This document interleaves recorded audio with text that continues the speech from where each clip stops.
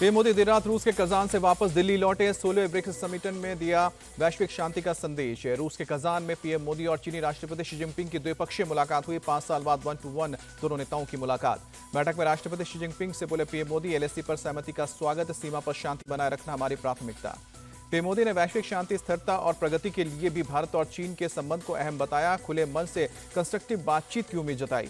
PM Modi ने 16वें BRICS summit में नए देशों का किया स्वागत, कहा कि भारत युद्ध का नहीं, बातचीत और कूटनीति का समर्थक है। पीएम मोदी ने आतंकवाद को ग्लोबल चुनौती बताया, कहा कि इसके खिलाफ सबको एकजुट होना होगा, कट्टरता रोकने के लिए कदम उठाने होंगे। पीएम मोदी ने चीन और पाकिस्तान को दिया कड़ा संदेश, आतंकवाद और टेरर फाइनेंसिंग पर दोहरा रवैया नहीं चलेगा, आतंकवाद को हराने के लिए बदलनी होगी परिभाषा। राष्ट्रपति शी जिनपिंग ने भारत और चीन के बीच संवाद और सहयोग बढ़ाने की जरूरत बताई, कहा कि दोनों देश दुनिया के लिए मिसाल पेश कर सकते हैं। 30 से अधिक देशों ने ब्रिक्स में शामिल होने की इच्छा जाहिर की है। रूस के राष्ट्रपति पुतिन ने दी जानकारी। महाविकास अघाड़ी में सीट बंटवारे पर रस्साकशी के बीच शिवसेना यूबीटी ने जारी की 65 उम्मीदवारों के नाम की पहली लिस्ट। आदित्य ठाकरे को मुंबई की वर्ली सीट से मैदान में उतारा गया।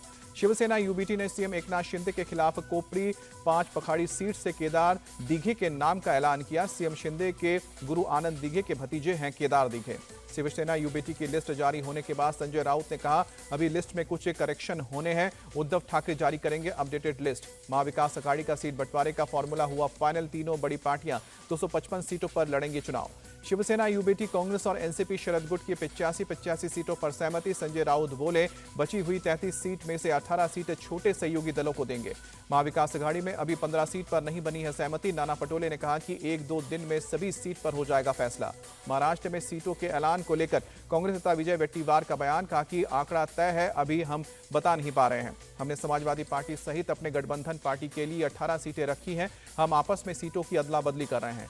शिंदे गुट का उद्धव ठाकरे पर तंज, कहा कि कुछ सीटों के लिए इतना झगड़ा करना पड़ा है, सीएम पद तो दूर की बात है। महाराष्ट्र के सीएम एकनाथ शिंदे का दिल्ली दौरा, बीजेपी के सीनियर नेताओं के साथ आज सीट शेयरिंग के मुद्दे पर होगी अहम बैठक। महाराष्ट्र के डिप्टी सीएम देवेंद्र फडणवीस और अजित पवार देर रात दिल्ली पहुंचे। बीजेपी आलाकमान के साथ 106 सीट पर होगा मंथन। एकनाथ शिंदे ने अपने नामांकन की तारीख बदली, 24 की बजाय अब 28 अक्टूबर नॉमिनेशन की दाखिल करेंगे। महाराष्ट्र बीजेपी के 24 कैंडिडेट आज करेंगे नामांकन। सोलापुर साउथ से सुभाष देशमुख भरेंगे पर्चा। सुप्रीम कोर्ट में आज एनसीपी शरद गुट की याचिका पर सुनवाई। एनसीपी अजित पवार गुट के घड़ी चुनाव चिन्ह के इस्तेमाल पर जताई थी आपत्ति। यूपी विधानसभा की 9 सीट पर उपचुनाव में इंडिया गठबंधन के होंगे संयुक्त उम्मीदवार। सपा प्रमुख अखिलेश यादव ने साइकिल चिन्ह पर सभी के चुनाव लड़ने का ऐलान किया। अखिलेश यादव ने एक्स पोस्ट पर लिखा, बात सीट की नहीं जीत की है, कांग्रेस और सपा बड़ी जीत के लिए कंधे से कंधा मिलाकर साथ खड़ी है। बीजेपी सांसद रवि किशन का तंज, कहा कि सरकार में आने के लिए अखिलेश को अभी और 27 साल इंतजार करना होगा। झारखंड विधानसभा चुनाव के लिए जेएमएम की दूसरी लिस्ट जारी। रांची सीट से चुनाव लड़ेगी महुआ माझी। रांची से जेएमएम उम्मीदवार महुआ माझी बोली, पार्टी ने मुझ पर भरोसा जताया, जनता भी मुझे चुनेगी। हेमंत बिस्वा शर्मा ने इंडिया गठबंधन पर कसा तंज, कहा कि हजारों लोग हमारी रैली में आ रहे हैं, लोगों ने तय कर लिया है कि इस बार बीजेपी की सरकार बनेगी। राजस्थान उपचुनाव के लिए कांग्रेस ने जारी की लिस्ट। कांग्रेस ने 7 उम्मीदवारों के नामों का ऐलान किया। जम्मू कश्मीर के मुख्यमंत्री उमर अब्दुल्ला का दिल्ली दौरा। केंद्रीय गृह मंत्री अमित शाह ने उनके निवास पर की मुलाकात। बिहार के अररिया में बीजेपी सांसद प्रदीप सिंह के विवादित बयान के खिलाफ भड़की लोगों का गुस्सा। चौगड़ी चौक में लोगों ने सांसद के पोस्टर भी फाड़े। प्रदर्शनकारियों की मांग, सांसद प्रदीप सिंह अपने विवादित बयान के लिए माफी मांगे। लोगों ने सड़क पर आगजनी और जाम लगाया। पंजाब के फिरोजपुर रूरल से पूर्व विधायक सत्कार कौर ड्रग्स की तस्करी करते हुए रंगे हाथ पकड़ी गई। सत्कार कौर के भतीजे को भी पंजाब पुलिस के एसटीएफ ने गिरफ्तार किया। एनसीपी नेता बाबा सिद्दीकी मर्डर केस में मुंबई पुलिस ने पुणे से 3 और आरोपियों को गिरफ्तार किया। अब तक 14 आरोपी गिरफ्तार। बाबा सिद्दीकी मर्डर केस का एक अन्य आरोपी गिरफ्तार। मुंबई पुलिस ने हरियाणा के कैथल से अमित हिसाम सिंह को अरेस्ट किया। यूपी के मेरठ में तेल के खेल में जुटे 6 लोगों को पुलिस ने गिरफ्तार किया। तेल टैंकर के जरिए नकली तेल पहुंचाते थे एनसीआर के पेट्रोल पंप्स पर। आरोपी तेल टैंकर्स का जीपीएस बंद कर टैंकर को नकली तेल गोदाम तक पहुंचाते थे, जहां 4000 लीटर असली तेल निकालकर नकली तेल भरकर पेट्रोल पंप तक भेजा जाता था।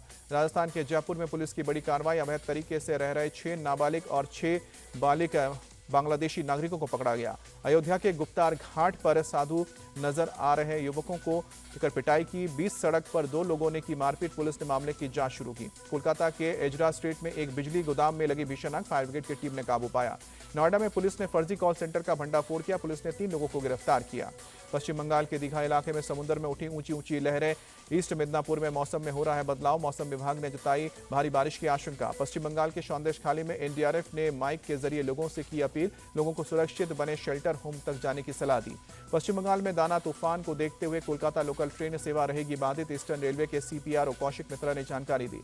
चक्रवाती तूफान दाना के खतरे को देखते हुए भुवनेश्वर एयरपोर्ट को बंद रखने का निर्णय लिया गया। इमरजेंसी मीटिंग में यात्रियों की सुरक्षा के लिए लिया गया फैसला।